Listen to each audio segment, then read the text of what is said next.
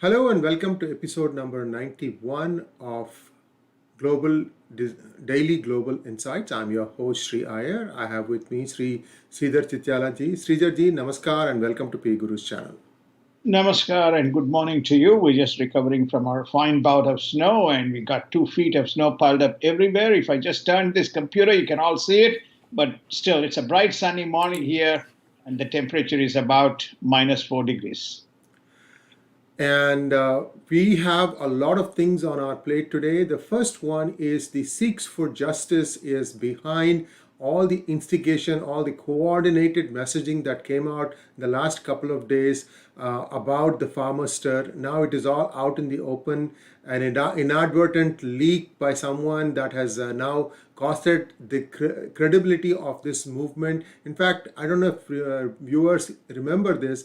I had written about what happened about a month ago, I think, 2 months ago, that there are 5 people or 6 people involved who are behind this agitation. Now it is becoming increasingly clear who these people are and where they were while plotting all this stuff. So Sridharji, you were one of the first to write a post on Facebook about what happened. Can you please explain to us or our viewers what exactly is happening and how this SFJ aided by ISI is behind all this misinformation? Great, good morning. I think your PGurus article, everybody must read. I've used that article plus the Greta's leak that's now making its way. And prior to that, you had also the famous Ria as well as Kia Khalifa's posts that seem to pop up. This we have been saying for quite some time that there is a coordinated left instigated movement which has been focusing at not just India, but India and similar democratic nations in terms of making sure that there is enough destabilization to bring the leftist regimes into purview. We won't go into United States. These countries like China, and we have reported in a couple of instances, needless to say, the role of ISI, which is they cannot win a war, so they fight a surrogate war like this. Then you have the vested kind of left nexus who are coordinating this around the world. Greta is no exception to this, having now been caught out. Then you have also George Soros in 2020 World Economic Forum. To the surprise and consternation of everybody, he named he called them as the fascist regimes which are pursuing nationalist movements, and so therefore they have to be brought down. He specifically mentioned Modi, Emmanuel Macron. He mentioned Bolsonaro. He mentioned obviously President Trump at that point of time, and so on. So one can go back and Google and take a look at that article. It just threw a lot of consternation into the minds of the people as to how a guy like this spoke in a World Economic Forum. Then you also have overseas groups like the Khalistani movement, and I don't know to what extent President Trudeau is supporting or not supporting this from Canada. So when you look at these 6 groups, 5 groups, and then in conjunction with the groups within India, this seems to be a fairly coordinated effort. And the coordinated effort can be concluded based on the leaks that one can see, and one can see out of the leaks from of the papers published by Greta. That seems to indicate, how to conduct the agitation, how to kind of move forward, how exactly the provocations could occur and what needs to happen, and so on and so forth. It'll make an interesting reading for all of you to both look at the PGurus article and also the revelations. Obviously, I can share, if you are in Facebook, I can share my kind of little, 100-word opinion on it. And they also the media. The media is the last piece of the puzzle. Along with the tech platforms. I don't delineate between media and tech platforms because they are what you call conjoined. They are kind of, when you do any marketing and studies, the media technology is part of the same paraphernalia, which seems to be leading these or supporting these efforts in pursuit. Otherwise, one would not have leading editors and so on writing about this article when you have IMF and other institutions coming out and saying that the reforms are very constructive and is the natural evolutionary journey of the transformation that must happen between the producers or growers and the buyers, right? And cutting down the intermediaries. We're experiencing some technical challenges on YouTube, but Facebook and Twitter are fine. Please bear with us. I think it is fixed now, but just so bear with us. Moving on, sir, on the United States politics, President Joe Biden now is willing to reduce the stimulus size to $1,400 for a select few people, not everyone. So, is this a way of compromise on part of the president to reach out to the GOP senators so that they can get something moving on the stimulus? No, I don't believe so. I think that the Biden has to pretend or has to demonstrate objectivity, and so therefore he's trying to say, I invited them, I demonstrated objectivity in listening to them, but the votes are not there for getting it done, and hence therefore that the progressive agenda that the House is pursuing, this is predominantly House led, the progressive agenda that the House is pursuing will prevail.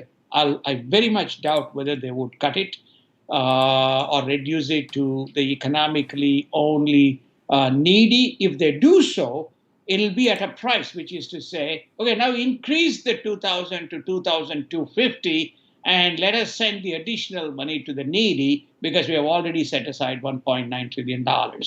Okay, remember, okay, 400, close to $400 billion for the PPE program and the small business support of the loans already exists over and above this $1.9 trillion that is being targeted, that sits in the Treasury, and all it requires is a specific program and a resolution in the House and the Senate to draw those funds. They are not even talking about it in this specific stimulus. We have to wait and see how this plays out. In the meantime, the Democrats are trying to come up with their own stimulus plan that does an end run around the Senate GOP. And would that require the vice president to put the casting vote? Do you think they'll resort to that almost immediately now? I think they would move forward on that basis. Yeah, they'll definitely move forward on that basis. That is what is called as the using the special resolution. They're passing using a special resolution.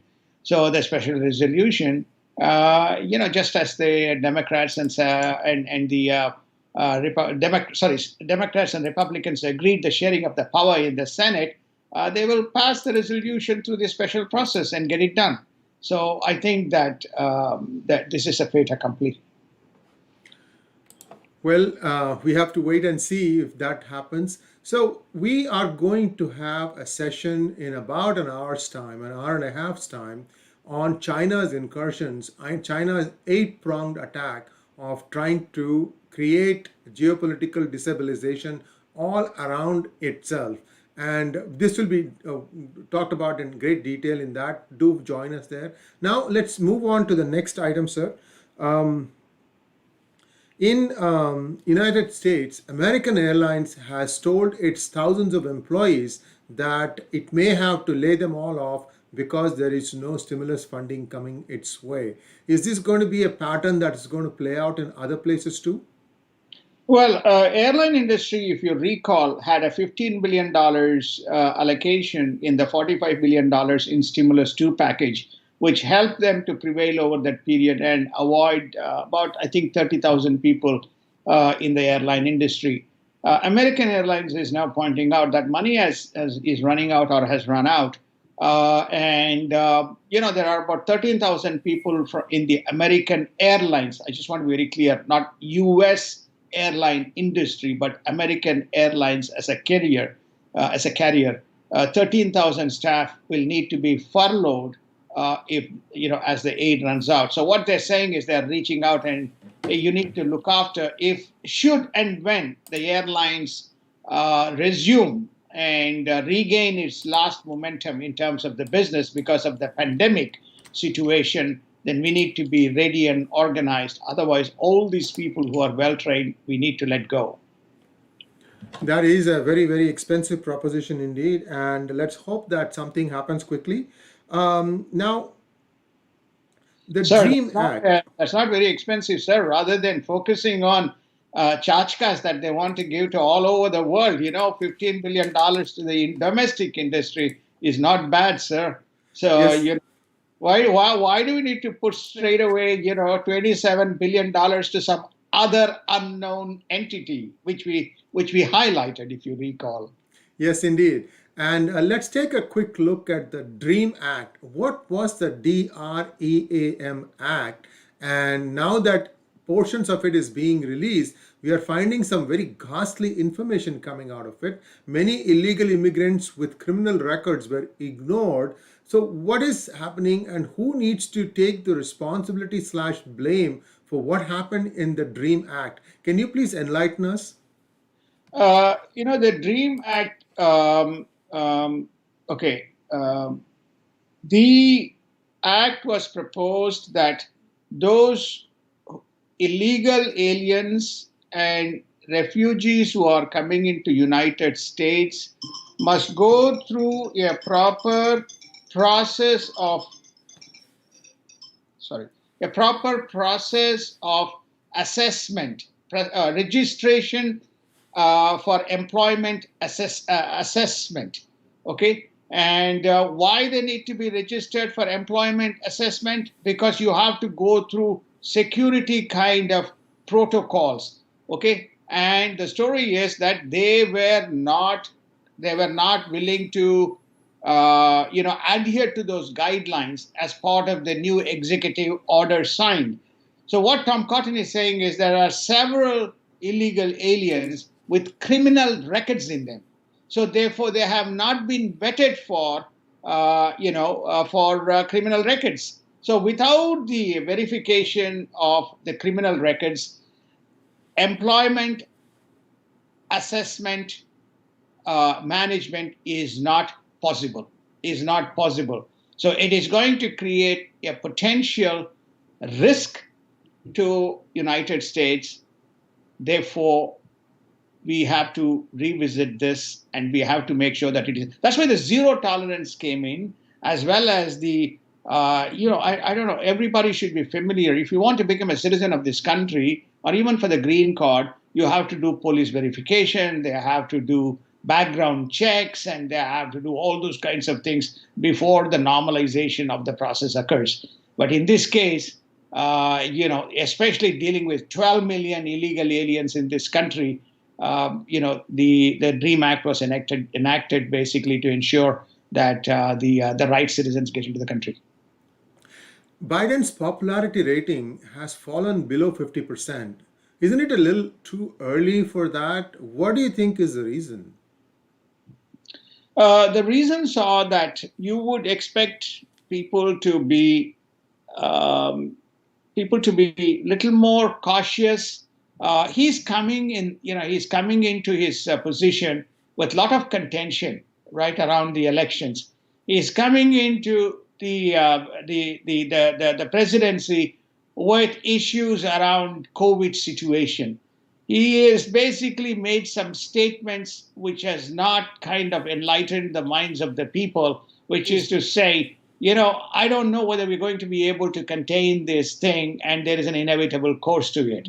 He has not yet revealed a clearly specific plan in the minds of the people. Okay, he may argue the other way around, but these are all. It's not like Obama, who came with kind of euphoric sensation and great hope, and he was saying, I'm conciliatory. There's no wars. I'm going to release people. I'm going to do human rights practices, and he came on the back of the Iraq War too, after Afghanistan. So therefore, there was a lot of positive disposition. He didn't have the baggage of incumbency, or he didn't have the baggage of long tenure as a senator. So he was a refreshing hope. And so he got, I mean, it's very difficult to kind of anybody to match Obama's kind of ratings. I think that's what Biden is suffering from. And in global news now, China has declared that its Coast Guard is also like an arm of the Navy, and therefore the Coast Guard of China could, in fact, use weaponry to shoot on intruders. And this is considered to be a political victory for Xi Jinping.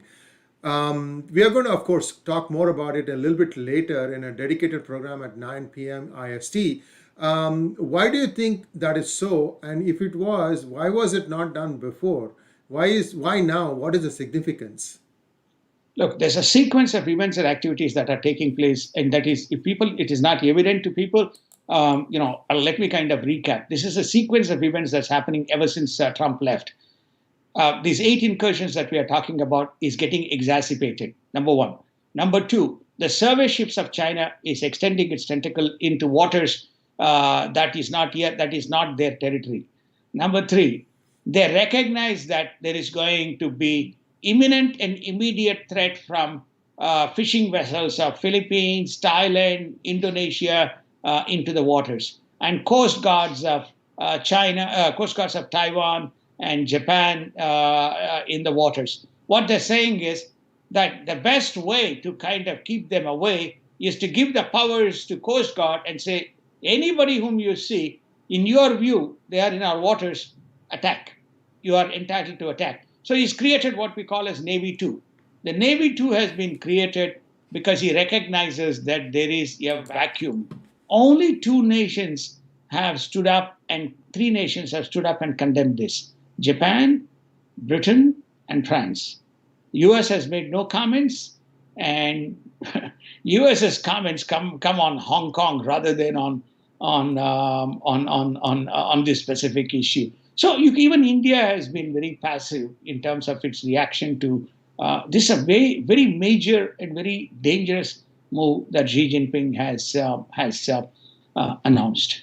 In fact, I might add that for years, the Chinese ships have been going crisscrossing back and forth the region between Nicobar Islands and Indonesia, and they've been doing the same kind of mapping there, looking for reserves of gas, what have you. I mean, that is way away from their boundaries, and yet they have not stopped doing that. So there is something definitely at play, and I again urge you to come back at 9 p.m. to watch that other program. So moving on, we have market moving again. It's moving forward in the hope of a stimulus bill passing. What are your thoughts? I think Janet Yellen also has been making some statements. Where do we go? Because after that, we can then call it a wrap. Great. The markets look positive on the back of the stimulus. Clearly, it also there is buoyancy in the markets on the back of some earnings, which is specifically come from Amazon, it's come from Apple.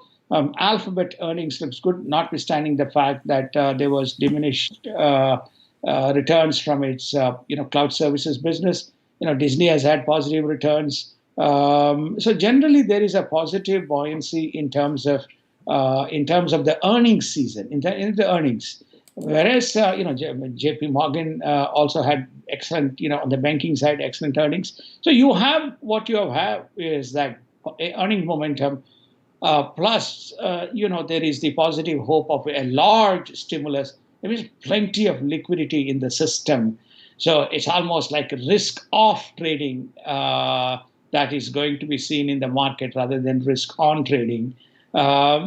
And I think that's what you're seeing for 2 successive days. We had 3. In fact, yesterday was the 3rd successive day, and we probably may have. I've not looked at the futures. We'll see a positive uptick.